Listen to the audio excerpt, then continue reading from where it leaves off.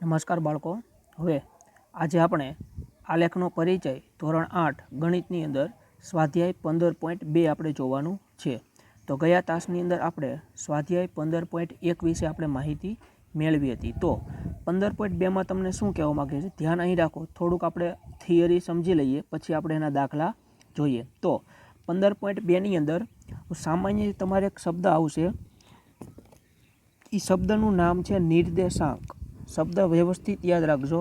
એ શબ્દનો અર્થ હું તમને અહીં શીખવાડીશ. શબ્દનું નામ છે નિર્દેશાંક.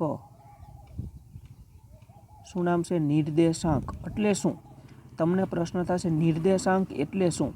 રેડી? તો આનો અર્થ એકદમ સહેલો છે, ખાલી શબ્દ તમને થોડોક અઘરો આપેલો છે. તો નિર્દેશાંક એટલે શું આપણે સમજીએ તે પહેલાં આપણે એક આલેખની અંદર એક વસ્તુ આપણે સમજી લઈએ. તમને બધા જાણો છો, ધોરણ 7માં તમારે આવી ગયેલું કે આ આડી જે રેખા હોય, આડી રેખા, એ આડી રેખાને આપણે કોના વડે દર્શાવીએ છીએ? એક્સ અક્ષ વડે દર્શાવીએ છીએ. કોના વડે દર્શાવીએ છીએ? એક્સ અક્ષ વડે. આડી રેખા કે જેને સમક્ષિતિજ રેખા પણ કહેવામાં આવે છે. અને જે ઊભી રેખા તમને આપેલી છે, એ ઊભી રેખાને આપણે કોના વડે દર્શાવીએ છીએ? વાય અક્ષ તરીકે દર્શાવીએ છીએ. તો ફરીથી સમજાવું કે એક્સ અક્ષ એટલે આડી રેખા, વાય અક્ષ એટલે ઊભી રેખા. ત્યારબાદ એક્સ અક્ષ અને વાય અક્ષ આ બંને અક્ષ એકબીજાને જ્યાં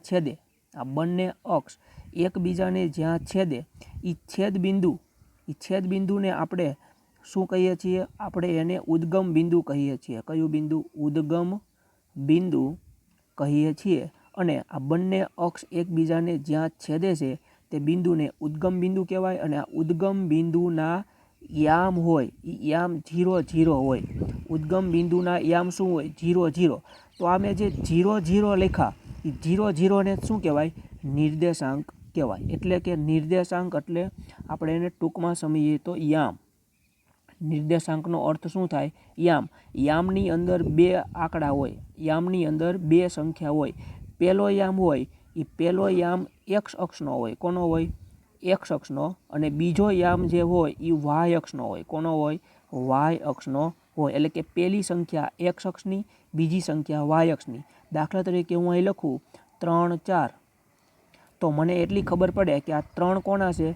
એક્સ અક્ષના. આ 4 કોના છે? વાય અક્ષના. ખબર પડી? અહીં હું લખું 0, 5. એનો મતલબ એવો થાય કે 0 કોણ છે? એક્સ અક્ષ. 5 કોણ છે? વાય અક્ષ.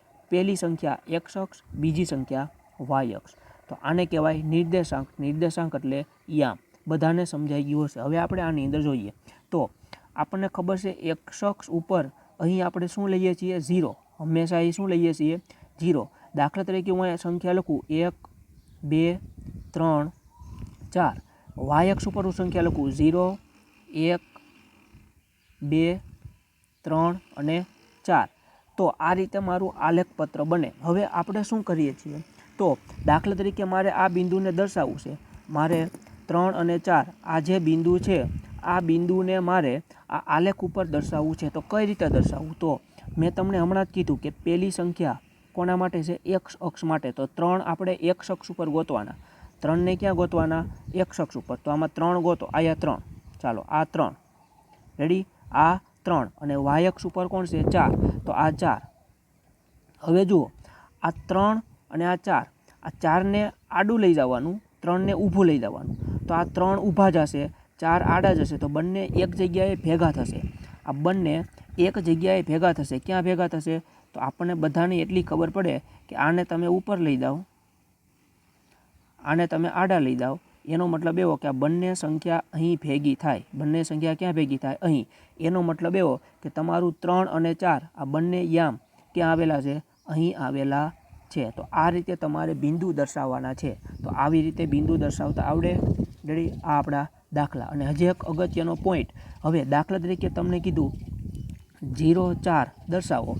શું દર્શાવો? 0, 4. તો આપણને ખબર છે 0 એટલે એક્સ અક્ષ ઉપર. ચાલો, એક્સ અક્ષ ઉપર 0 તમને ક્યાં દેખાય છે? અહીં. તો આ તમારો 0. અને 4 વાય અક્ષ ઉપર. વાય અક્ષ ઉપર 4 ક્યાં દેખાય છે? અહીં. તો આ 0 છે, આ 4 છે.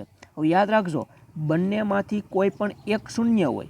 કાં તો એક્સ અક્ષ શૂન્ય હોય, કાં તો વાય અક્ષ શૂન્ય હોય. બંનેમાંથી એક શૂન્ય હોય ત્યારે શું કરવું? તો જ્યારે જે સંખ્યા આપેલી હોય શૂન્ય સિવાયની એ સંખ્યા તમારું બિંદુ. તો આ સંખ્યા કઈ આપેલી છે? શૂન્ય સિવાયની 4. તો આ 4 તમારું બિંદુ. તો અહીંયા કોણ આવે? તમારો 0, 4 આવે. એનો મતલબ એવો કે જો કોઈ યામનો એક્સ અક્ષ શૂન્ય હોય, જો કોઈ યામ હોય એનો એક્સ અક્ષ શૂન્ય હોય, એટલે કે પહેલો યામ શૂન્ય હોય, તો એ બિંદુ હંમેશા ક્યાં આવે? વાય અક્ષ ઉપર આવે. અને કોઈ બિંદુનો વાય યામ શૂન્ય હોય, કયો અક્ષ? વાય યામ શૂન્ય હોય, તો એનો મતલબ એવો કે બિંદુ ક્યાં આવે? એક્સ ઉપર. ટૂંકમાં શૂન્ય સિવાયની જે સંખ્યા આપેલી હોય જ્યાં, એ બિંદુ એની ઉપર આવે. ખબર પડી? દાખલા તરીકે તમને પૂછે 0, 15 કયા અક્ષ ઉપર આવે? એક્સ અક્ષ ઉપર આવે કે વાય અક્ષ ઉપર? તો આપણને એટલી ખબર પડે કે સંખ્યા કોની આપી છે? એક્સની આપી છે કે વાયની? વાયની. તો આ બિંદુ ક્યાં આવે? વાય અક્ષ ઉપર. ખબર પડી આટલી? તો આ વસ્તુ યાદ રાખવાની છે. હવે આપણે જોઈએ એના દાખલાઓ. જો શું આપેલ છે? સ્વાધ્યાય 15.2. હમણાં આપણે આગળના તાસમાં જે આલેખ પોથી જોઈ હતી એમાં જ આપણે આગળ જોઈએ. રેડી? સ્વાધ્યાય 15.2 કે જે તમને પાઠ્યપુસ્તકમાં પાના નંબર 243 ઉપર આપેલું છે. તો પાઠ્યપુસ્તક પણ સાથે રાખવું. જે વિદ્યાર્થી પાસે આલેખ પોથી ન હોય તેવા વિદ્યાર્થી હોય તો સ્વાધ્યાય 15.2 એનો દાખલો 1 અને દાખલા 1માં તમને 3 દાખલા આપેલા. તો દાખલા 1નો પહેલો પ્રશ્ન શું આપેલ છે? નીચેના બિંદુઓને આલેખપત્ર ઉપર અંકિત કરો અને ચકાસણી કરો કે તે બધા જ એક જ રેખા ઉપર આવેલા છે. ચાલો, પહેલાં તમને બિંદુ કેટલા આપ્યા છે? 4. જુઓ, 1 બિંદુ, 2, 3 અને 4. આ 4 બિંદુ તમારે આલેખમાં દર્શાવવાના છે. જુઓ, તો અહીં શરૂઆતમાં પહેલાં આપણે શું કરવાનું? એક્સ અક્ષ. તો આ તમારી એક્સ અક્ષ તમને આપેલી જ હશે. આ તમારી વાય અક્ષ, એ પણ તમને આપેલી જ હશે. હવે શું કીધું? હવે તમારે બિંદુ. તો ચાલો, પહેલું બિંદુ કયું છે? 4, 0. એનો મતલબ એવો કે પહેલાં તમારે અહીં સંખ્યા લખી લેવાની. 1, 2, 3, 4, 5, 6, 7, 8, 9. એવી રીતે ઊભી સંખ્યા પણ 9 સુધી લખી લેવાની. જરૂરી નથી કે સંખ્યા ક્યાં સુધી લખવી, પણ આપણને એટલી ખબર હોવી જોઈએ કે જે બિંદુ આપણને આપેલા છે એ બધા જ બિંદુઓ સંખ્યાની અંદર આવી જવા જોઈએ. ત્યાં સુધી સંખ્યા લખવાની. પછી તમે 10 સુધી લખો, 15 સુધી લખો કે 8 સુધી લખો, એને કોઈ લેવા દેવા નથી. ચાલો આગળ. તો પહેલું બિંદુ આપણું કયું હતું? 4, 0. એનો મતલબ એવો કે 4 ક્યાં આવેલો છે? પહેલી અક્ષ ઉપર, એટલે કે એક્સ અક્ષ ઉપર. તો એક્સ અક્ષ ઉપર 4 અને અહીંયા 0, એટલે કે પહેલું બિંદુ તમારું એ, એટલે કે 4, 0 તમારું બિંદુ મળી ગયું તમને. 4, 0. બીજું બિંદુ તમને આપેલ છે 4, 2. કયું બિંદુ આપેલું છે? 4, 2. તો 4, 2 ક્યાં આવશે? તો એક્સ અક્ષ ઉપર 4 અને વાય અક્ષ ઉપર 2. તો આ 4, આ તમારા 4 અને આ આપણા 2. રેડી? આ 4 ને આ 2, આ બંને ભેગા ક્યાં થાય? અહીં થશે. તો આ તમારું કયું બિંદુ થશે? બી બિંદુ. કયું બિંદુ થશે? બી બિંદુ થશે. તો આ તમારે બીજું બિંદુ. ત્યારબાદ સી. સી તમને શું આપેલ છે? 4 અને 6. તો ગોતો. ચાલો, 4 તમારા આવડા, આ 4 અને 6 તમારા ક્યાં છે? આ. તો આ 4 ને 6 બંને ક્યાં ભેગા થશે? તો આગળ વધાવો, આને ઉપર લઈ જાઓ, એટલે આ તમારું સી બિંદુ. કયું બિંદુ તમારું થશે? આ સી. તો સી બિંદુ ક્યાં આવેલ છે? 4 અને 6 અહીં આવેલ છે. ત્યારબાદ ડી. ડી તમને આપેલ છે 4 અને 2.5. જો 4 તો તમારા આ જ છે. 2.5 વાયુ પર ગોતો. વાયુ પર 2.5 ક્યાં આવે? 2.5 એટલે 2 અને 3ની વચ્ચે આવે. આ 2 અને 3ની એક્ઝેક્ટ વચ્ચે આવે. તો એક્ઝેક્ટ વચ્ચે તમે પોઈન્ટ કરો એટલે અહીં તમારું આવશે ડી બિંદુ. તો 4 અને 2.5. હવે 4 બિંદુ લાઇનમાં આવ્યા. એનો મતલબ એવો 4 બિંદુમાંથી રેખા પસાર કરો.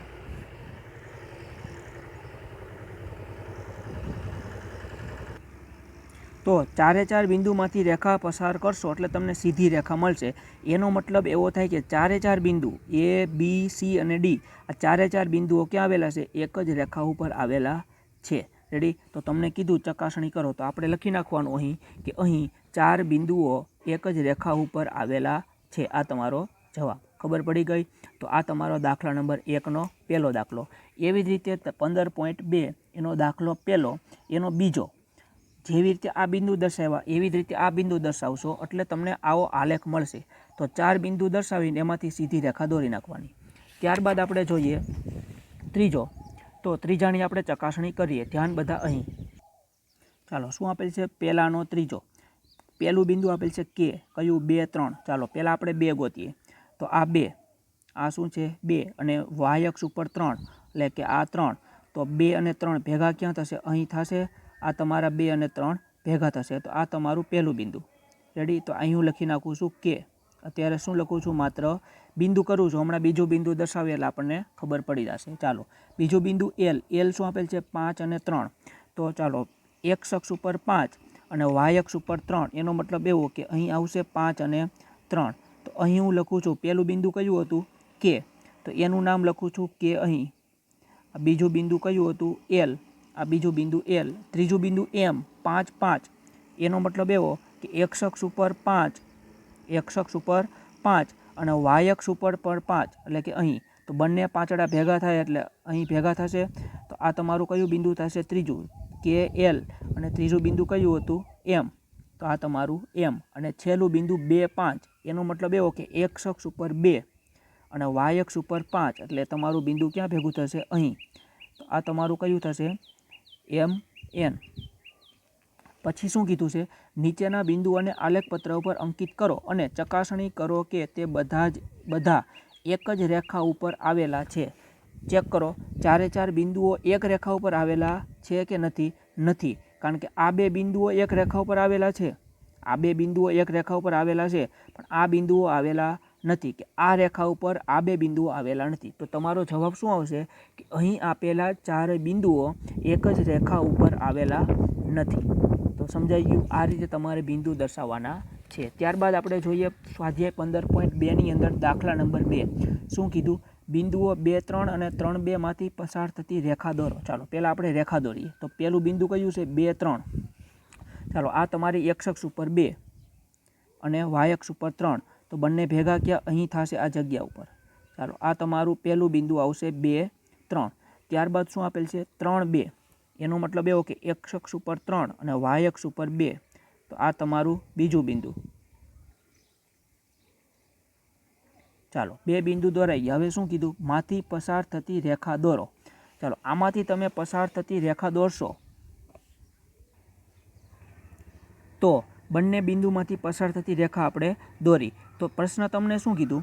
કે આ રેખા એક્સ અક્ષ અને વાય અક્ષને જે બિંદુમાં છેદે તે બિંદુના નિર્દેશાંક દર્શાવો. એનો મતલબ એવો કે આ રેખા, આ જમે તે રેખા દોરી, એ રેખા એક્સ અક્ષને ક્યાં છેદે છે? તો એક્સ અક્ષને અહીં છેદે છે 5 પાસે. ક્યાં છેદે છે? 5 પાસે. અને વાય અક્ષને ક્યાં છેદે છે? 5 પાસે. એનો મતલબ એવો થાય કે આ બિંદુના, આ રેખા જે આપણે દોરી, એ રેખા એક્સ અક્ષને 5 બિંદુએ, એટલે કે 5 5 અને વાય અક્ષને પણ 5 છેદે છે. એટલે કે એના નિર્દેશાંક એક્સ યામ કયો થાય? 5 અને વાય યામ કયો થાય? 5. તો તમારે લખવાનું કે અહીં બે બિંદુમાંથી પસાર થતી રેખા એક્સ અક્ષને 5 અને વાય અક્ષને 5 બિંદુએ છેદે છે, માટે એના નિર્દેશાંક કેટલા થશે? 5 5 થશે. નિર્દેશાંક આપણે કેમ લખવાના? કાઉન્સ કરીને 5 5 આ રીતે નિર્દેશાંક લખી નાખવાના. સમજાઈ ગયું? આ તમારો દાખલો. જુઓ પ્રશ્ન 3, દાખલા નંબર 3. શું કીધું એમાં? આલેખમાં દર્શાવેલા દરેક આકૃતિઓના શિરોબિંદુના નિર્દેશાંક લખો. નિર્દેશાંક એટલે આપણે શું લખવાના? એનો એક્સ યામ અને વાય યામ લખવાનો છે. તો કેવી રીતે લખશું? ધ્યાન નહીં રાખો. ચાલો, પહેલું, જો પહેલો આપણે ડાયરેક્ટ સીધો જવાબમાં જઈએ. પહેલો નિર્દેશાંક ઓ. જો ઓ તમને આમાં ક્યાં દેખાય છે? આખી આકૃતિમાં ઓ, આ એરિયા ઓ. પછી આપ્યું ઓ એ બી સી. એનો મતલબ એવો કે આ પહેલી તમારે આકૃતિ ઉપરથી તમારે માપ લખવાના છે. ઓ એ બી અને સી, ચારે ચાર બિંદુ તમને બધા વિદ્યાર્થીઓને દેખાતા હશે. ઓ એ બી સી. ચાલો, પહેલાં ઓના યામ લખો. ઓના યામ કયા આવશે? ઓ. ઓ એટલે આપણને ખબર છે બંને બિંદુનું ઉદ્ગમ સ્થાન. ઉદ્ગમ સ્થાન એટલે એના યામ કયા આવશે? આપણને બધાને ખબર છે 0 0. કયા યામ આવશે? 0 0. ત્યારબાદ આપણે વાત કરીએ બિંદુ એ. એના યામ. ચાલો, હવે તમારે યામ, આગળના દાખલામાં તમને યામ આપી દીધા હતા અને તમે બધા યામને દર્શાવતા હતા.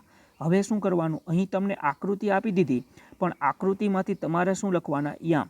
ઊંધું આપેલ છે તો એના યામ. એ એટલે એનું એક્સ અક્ષનું બિંદુ કયું થાય? 2 અને વાય અક્ષનું કયું થાય? 0.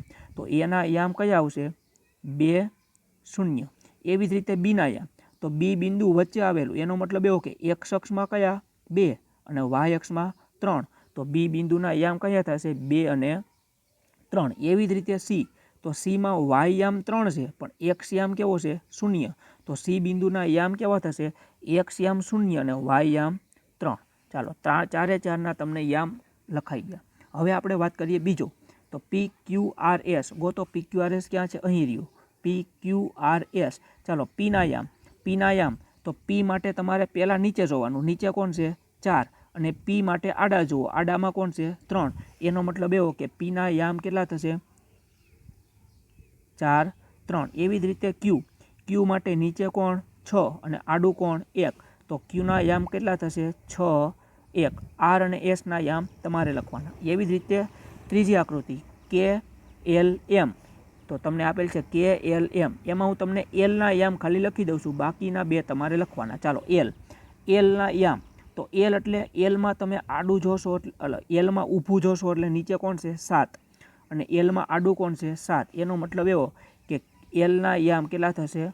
7, 7. બાકી બંને યામ તમારે લખવાના, આ બંને યામ તમારે લખવાના. આ તમારો પ્રશ્ન નંબર 3. ત્યારબાદ જોઈએ 15.2માં પ્રશ્ન નંબર 4. શું આપેલ છે? નીચે આપેલા વિધાનો ખરા છે કે ખોટા તે જણાવો, અને ખોટા વિધાનો હોય તો એને સુધારીને ફરીથી સાચા લખો. પહેલો પ્રશ્ન શું કીધો? જે બિંદુનો એક્સ યામ 0 હોય, જો વ્યવસ્થિત ધ્યાન રાખજો, બધું મેં તમને સમજાવી દીધું છે. તો જેનો એક્સ યામ, નિર્દેશાંક એટલે યામ, તો જેનો એક્સ યામ કેવો હોય? 0. આપણને એટલી ખબર પડે કે યામ 2 હોય. યામ કેટલા હોય? 2. આ એક્સ યામ કહેવાય, આને વાય યામ કહેવાય. તમને શું કીધું? એક્સ યામ 0 હોય એટલે કે એક્સની જગ્યાએ શું હોય? 0 હોય. અને વાય નિર્દેશાંક શૂન્યતર હોય. શૂન્યતર એટલે શું? શૂન્યતર એટલે એનો અર્થ થાય, શૂન્યતરનો અર્થ થાય શૂન્ય સિવાય. શૂન્યતરનો અર્થ શું થાય? શૂન્ય સિવાયનું.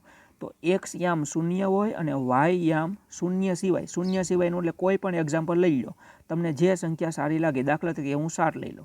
ચાલો, એક્સ યામ 0 હોય અને વાય યામ શૂન્ય સિવાયની કોઈ પણ સંખ્યા હોય, તો તે બિંદુ એટલે કે આ બિંદુ વાય અક્ષ ઉપર આવેલું હોય. ચાલો મને કહો તો આ બિંદુ 0 અને 7ને હું આલેખમાં દર્શાવું તો આ બિંદુ ક્યાં આવે? વાય અક્ષ ઉપર આવે કે ન આવે? તો વિધાન તમારું કેવું થશે? સાચું. શું કામ? કારણ કે હમણાં જ મેં તમને કીધું કે શૂન્ય સિવાયની જે સંખ્યા આપેલી હોય એ સંખ્યા જે સ્થાન ઉપર આપેલી હોય એ સ્થાન ઉપર બિંદુ આવે. એટલે કે આ વાયયામ કહેવાય. વાયયામની સંખ્યા આપેલી છે તો આ બિંદુ ક્યાં આવશે? વાયયામ, એટલે કે વાય અક્ષ ઉપર આવશે. તો પહેલું વિધાન તમારું કેવું થશે? સાચું. બીજું વિધાન જુઓ, જે બિંદુનો વાય નિર્દેશાંક 0 હોય. વાય નિર્દેશાંક કેવો હોય? 0. એનો મતલબ એવો કે તમારી પાસે બિંદુ હોય તેમાં સંખ્યા કેટલી હોય? 2.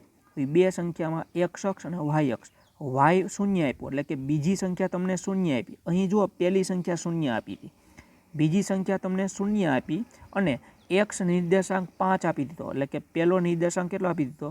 5. અને હવે તમને પ્રશ્ન પૂછ્યો હોય તો તે બિંદુ એટલે કે આ બિંદુ વાય અક્ષ ઉપર આવેલું હોય. ચાલો, આ બિંદુ વાય અક્ષ ઉપર આવે. જુઓ તો વાય અક્ષમાં તમને 0 સિવાયની સંખ્યા આપેલ છે. વાય અક્ષમાં 0 સિવાયની સંખ્યા હોય તો જ તે બિંદુ વાય અક્ષ ઉપર આવે. તો વિધાન કેવું થાય? ખોટું. ખોટું વિધાન હોય તો સાચું વિધાન કયું થાય?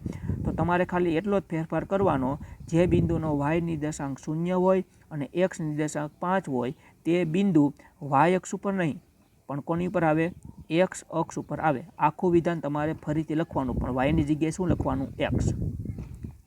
ત્રીજો પ્રશ્ન, ઉદ્ગમ બિંદુના નિર્દેશાંક 0, 0 હોય છે. તો હમણાં જ મેં તમને કીધું કે તમારી એક્સ અક્ષ અને વાય અક્ષ આ બંને રેખા એકબીજાને જ્યાં છેદે એને આપણે શું કહીએ છીએ? ઉદ્ગમ બિંદુ, એટલે કે ઉદ્ગમ સ્થાન. તો ઉદ્ગમ બિંદુના યામ કયા હોય? 0, 0. તો એ તો તમને આપેલું છે. તો વિધાન કેવું થશે? સાચું.